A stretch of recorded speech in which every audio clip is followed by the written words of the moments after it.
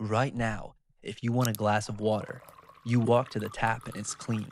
You trust that completely. You don't think about it once. In Victorian London, that same glass of water could kill you, and for a long time, nobody knew why. So, what was it like actually living in Victorian England? Honestly, it's just like today, it almost entirely depends on the money. How much do you have? How much do your parents have? Two people could be born a mile apart in the same city in the same year and live in what were practically two different centuries. I'm about to show you both of those different lives side by side. Let's start with the thing that shaped everything, which is the city itself. London in 1850 was the biggest city on earth, and it was growing faster than anyone could handle. People poured in from the countryside looking for factory work, and the housing just couldn't keep up. So families crammed into neighborhoods called rookeries, where a single small room might hold an entire family, sometimes two. And you thought the rent situation was bad now. There's a record of one house in a district called St. Giles where reportedly over 90 people were living under one roof.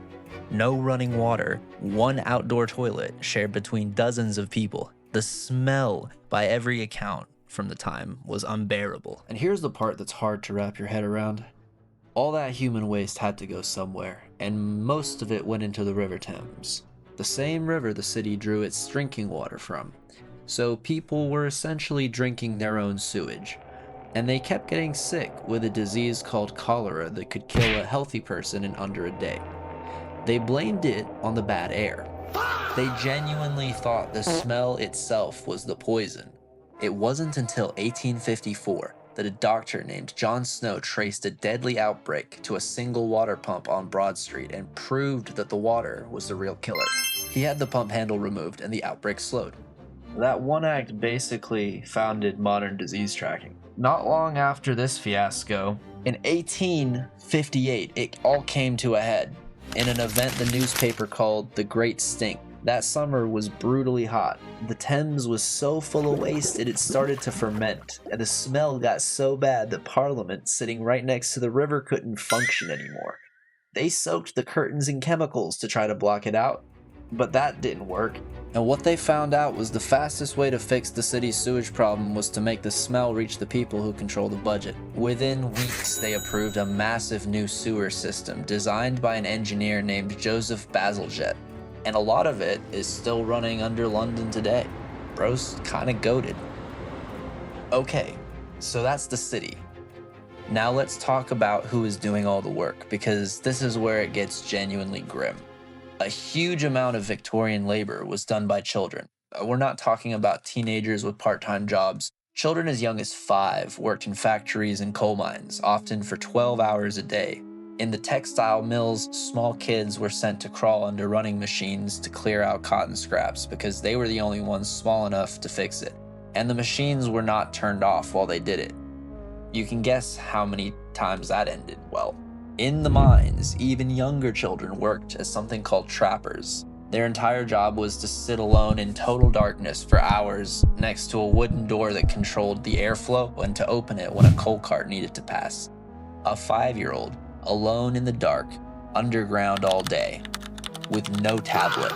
Reportedly, some of them even fell asleep at their posts, which could be deadly if the airflow stopped. It wasn't until a series of laws, starting with the Factory Act and then the Mines Act in the 1840s, that this slowly began to change. And it did change slowly. Now, to be fair, this wasn't everyone's life. Let's go up the ladder, because the same country that did all of this also had families that lived in real comfort. If you were middle or upper class, you lived in a tall townhouse and you almost certainly had servants. Even a fairly ordinary middle-class family would have at least one maid. The wealthy had cooks, butlers, nannies, and footmen. Here's the strange thing though. The whole point of being a Victorian lady of the house was to look like you did nothing at all. Visible work was a sign that you couldn't afford help, so a respectable woman was meant to appear delicate, busy with social calls, embroidery, managing the household from a distance. The actual labor happened downstairs, out of sight, done by women earning very little. In these two worlds, everyone was obsessed with rules. The Victorians had social etiquette for absolutely everything. There were rules for how long you had to wait before visiting someone, rules for which family members you could be introduced to, and in what order, even rules for the language of giving flowers, where a specific flower sent a specific secret message. A lot of this came from the top because Queen Victoria herself set the tone for the entire era. When her husband Prince Albert died in 1861, she was so devastated that she wore black mourning clothes for the rest of her life, which was about 40 more years. And the whole country followed her lead. Strict rules about what widows could wear and for how long became a defining feature of the time.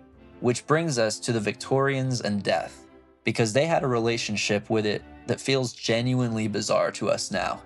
Death was just everywhere. Child mortality was so high that many families lost at least one child, and people responded by building entire rituals around their grief.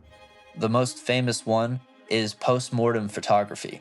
Photography was brand new and expensive, so a family might never have taken a single photo of the child while they were alive. So when the child died, they would sometimes pose the body for one final portrait, dress it up nice, prop it up next to them to look like they were sleeping. And to us, that sounds horrifying. To them, it was reportedly a tender thing, often the only image they'd ever have of someone they loved. So what was it actually like to live in Victorian England? It was a place of staggering invention, sitting right on top of a massive amount of misery. Often on the very same street. They built sewers, railways, photographs, and they did it while children crawled under machines and families drank from a poison river. It was a lot like today. Maybe a few less safety features, but here's what I'm wondering.